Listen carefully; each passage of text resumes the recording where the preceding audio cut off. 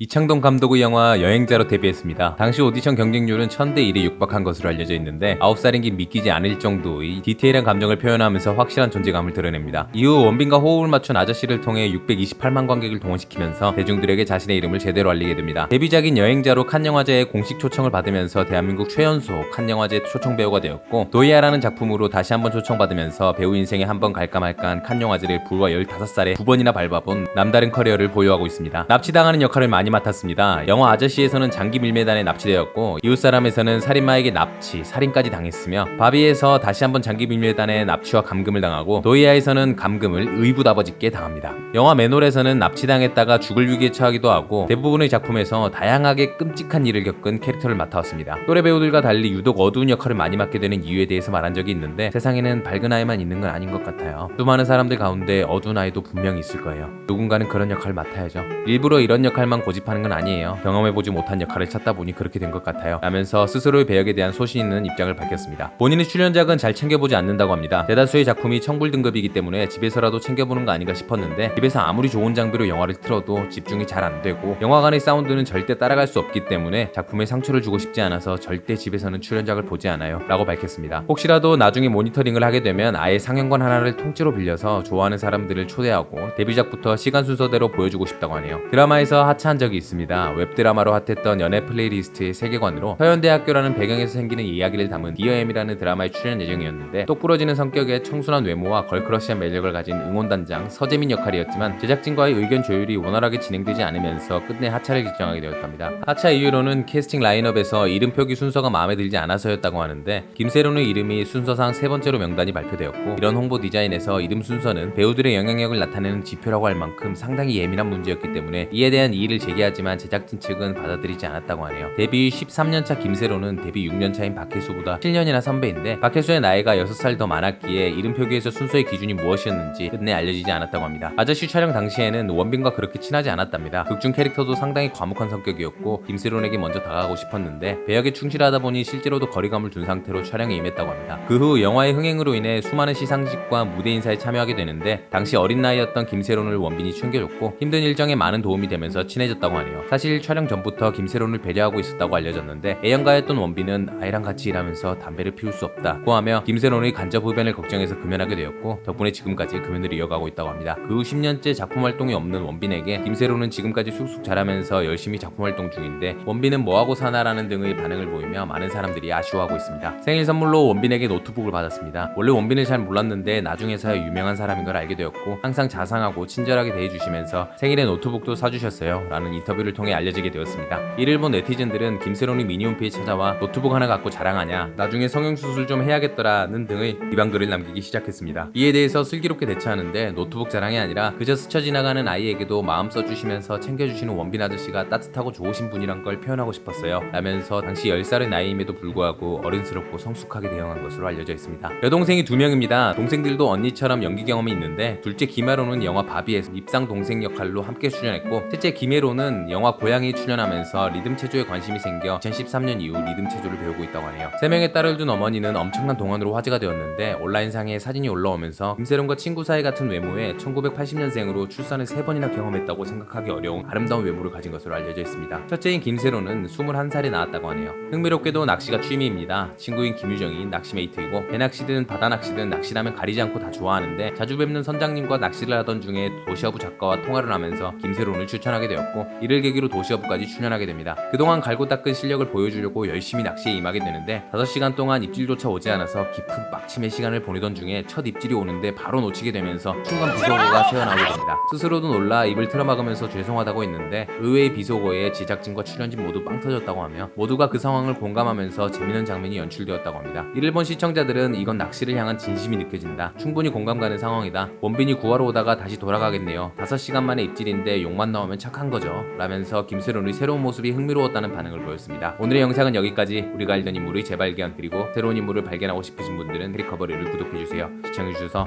이상 감사합니다.